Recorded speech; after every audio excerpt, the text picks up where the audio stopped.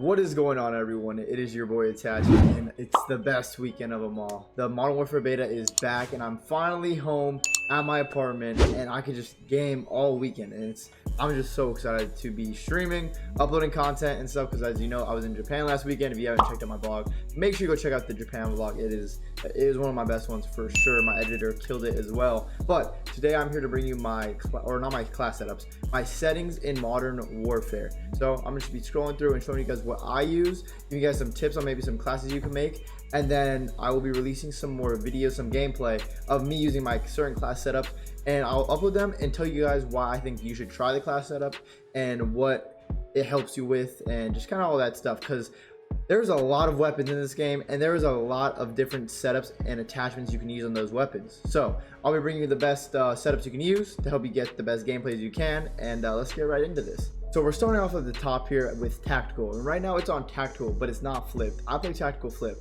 Tactical flip is when you shoot with your bumpers, not your triggers. So what I do is I switch it to, you press square and then it switches. You see that? It says aim ADS and then fire weapon. ADS is L1, fire weapon R1. That's what I use. I play on tactical flip, so make sure you press the square, change that in your settings. My layout, it's default, invert vertical look. Yeah, no, that's disabled as well.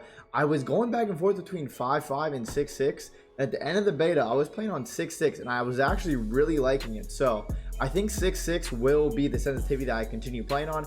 I'm gonna keep experimenting with it, but I really like 6.6, and I'm pretty sure I switched to 6.6. Someone told me, and then I got like an 8-piece right away, which is fine. I was like, okay, maybe 6.6 is a good sensitivity. So I'm giving 6.6 a try right now. I will let you know if I update it, if I change it, all that good stuff.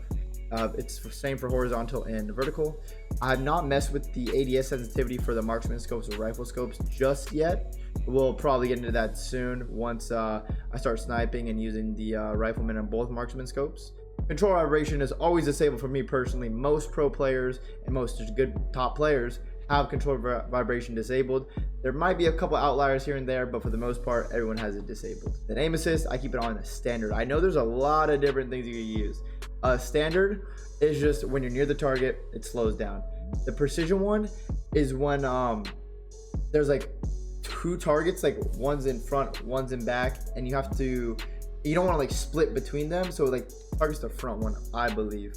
And that's just kind of what it is. The aim response curve type is like, this is another crazy thing, but I've been playing on linear because I don't know why. I actually do not have a reason for this, but linear looked cool. Aim stick maps directly to aim rate. I don't know what that means, but linear is what I use. And then for the weapon mount activation, I just double tap the ADS. So this is very important because you can obviously disable it. You shouldn't do that.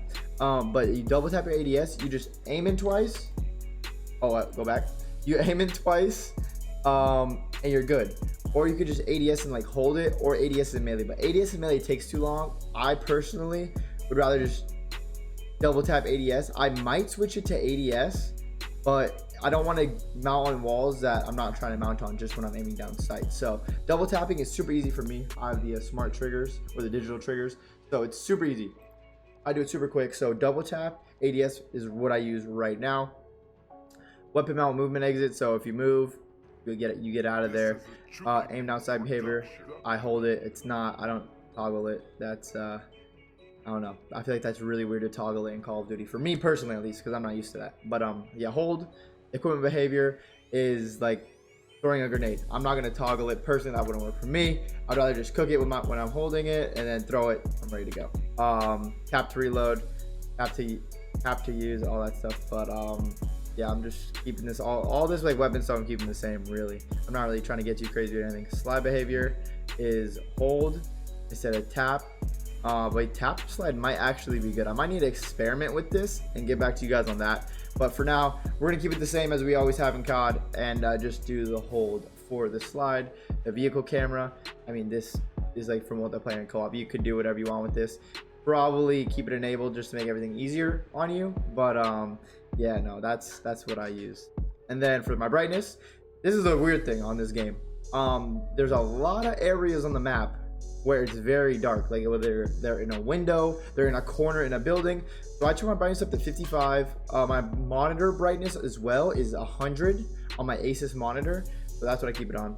On my safe area, I have it all the way down. I don't like widen it or anything. Film grain, you want to make sure that is on 0, or your game will look really grainy and just flat out bad. So keep film grain off. Selection, I don't speak French. I was playing the game in Japanese last week, but no, English is the one for me. Colorblind type, there's a good one. I personally would just keep it on default though, but if you want to experiment with different colors, it doesn't really like change anything in the game except like the colors, and that's all preference. So if you want to play with different colors, hey, be my guest, but personally I keep it disabled. Text chat enabled. This is very important as well. World motion blur, when you're like spinning around, you'll look like you're the Flash when you're like running super quick and doing all that stuff, so disable that. Weapon motion blur, when you're moving your weapon around, whipping around, disable that. So weapon and world motion blur is disabled. Disables the character maybe. Yeah, I don't know what that means. But another very important setting change right now, the audio mix. Headphones 3, that is the best one to use so far that I've tested it with. It literally makes the game so clear. I don't know why, but it's like HD crystal clear. You should give it a try. Give Headphones 3 a try. I turn my master volume down a little bit because my mix amp is up, kind of, and I just, when I'm streaming, or making a video, I don't want the game sound to be too loud. But if I'm going try hard, I'll turn the game sound up, and when I'm playing a competitive match, I turn my master volume up as well. And then we have just like the music. Usually I turn the music down on games, but hey, I'm gonna keep it on for the beta. All this stuff, what you can do. Classic hit markers. Crazy. Well, I like the Modern Warfare hit marker sound effects, to be honest. I don't see any issue with them. I keep using those. Voice chat volume, that's for when you're chatting stuff, just use on the basic stuff. Crossplay, this is crazy. So if you're playing with someone on Xbox or even on PC, you're gonna have to have crossplay enabled.